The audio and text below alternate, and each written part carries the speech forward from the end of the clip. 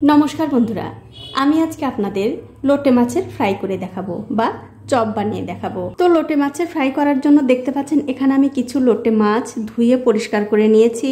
तार मध्ये दिये दिচ্ছি स्वाद मतो नुन, तार साथेई दिये दिচ্ছি 1 चामच रसुन और काँचा लंका दिये आमी बेटे रेखेछिलाम सेई पेस्ट दिये दिलाम। दिये दिচ্ছি 1 टुकरो लेबुर रस, सामान्य एकटु लंकार गुঁড়ো, জিরার গুঁড়ো, সবশেষে দিয়ে দেব একটু গরম মশলার গুঁড়ো। এবারে এই মশলার সঙ্গে এই মাছগুলো খুব ভালো করে মাখিয়ে নিতে হবে।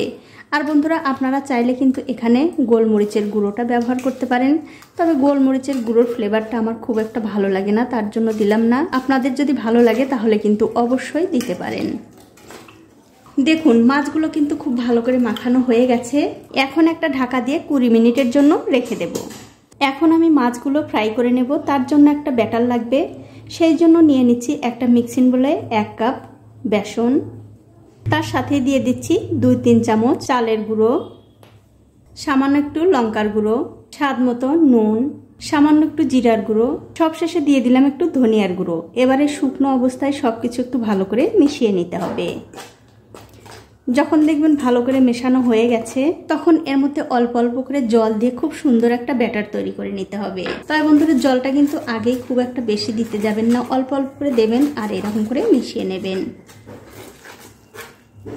একবারে জল দিলে কিন্তু ব্যাটারটা পাতলা হয়ে যেতে পারে, তার জন্যই অল্প অল্প করে জল দিতে হবে আর এই ব্যাটারটা বানিয়ে নিতে হবে। দেখুন অল্প অল্প করে জল দিয়ে খুব সুন্দর একটা ব্যাটার কিন্তু আমি তৈরি করে নিয়েছি। আর বন্ধুরা এই ব্যাটারটা কিন্তু খুব একটা বেশি পাতলা হবে না, এটা কিন্তু হয়ে গেছে।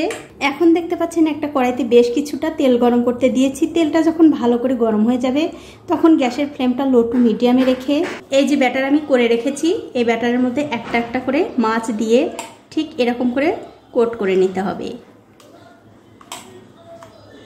এরকম করে একটু ভালো করে কোট করে নিয়ে তেলের মধ্যে দিয়ে দিতে হবে। তবে বন্ধুরা একসাথে খুব একটা বেশি মাছ দিতে যাবেন না, তাহলে কিন্তু একটার সঙ্গে একটা লেগে গিয়ে মাছগুলো ভেঙেও যেতে পারে।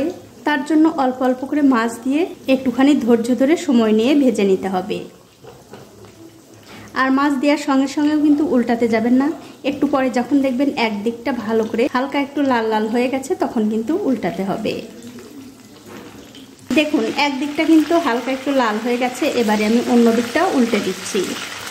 আর এরকম করে উল্টে পাল্টে দুই দিকটা আবার একটু ভালো করে ভেজে নিতে হবে। আর বন্ধুরা মাছগুলো তেলের মধ্যে ছাড়ার পর যদি দেখেন মাছগুলো ভেঙে ভেঙে যাচ্ছে, মানে এই ব্যাটারটা মাছের সঙ্গে কোট হয়নি, তাহলে বুঝতে হবে ব্যাটারটা পাতলা হয়ে গেছে। তাহলে কিন্তু এর মধ্যে আরও একটু চালের গুঁড়ো কিংবা বেসন দিয়ে আবার এই ব্যাটারটা একটুখানি ঘন করে নেবেন, তাহলে আর ভেঙে যাওয়ার কোনো সম্ভাবনা থাকবে না। তো এই দেখুন বন্ধুরা এই মাছগুলো কিন্তু আমি উল্টে পাল্টে খুব ভালো করে ভেজে নিয়েছি। এই মাছগুলো কিন্তু ভাজা হয়ে গেছে, এগুলো আমি তুলে নিচ্ছি। তুলে অন্য একটা প্লেটে রেখে দিলাম। আর এই একই রকম করে কিন্তু সবগুলো মাছ ভেজে নিতে হবে।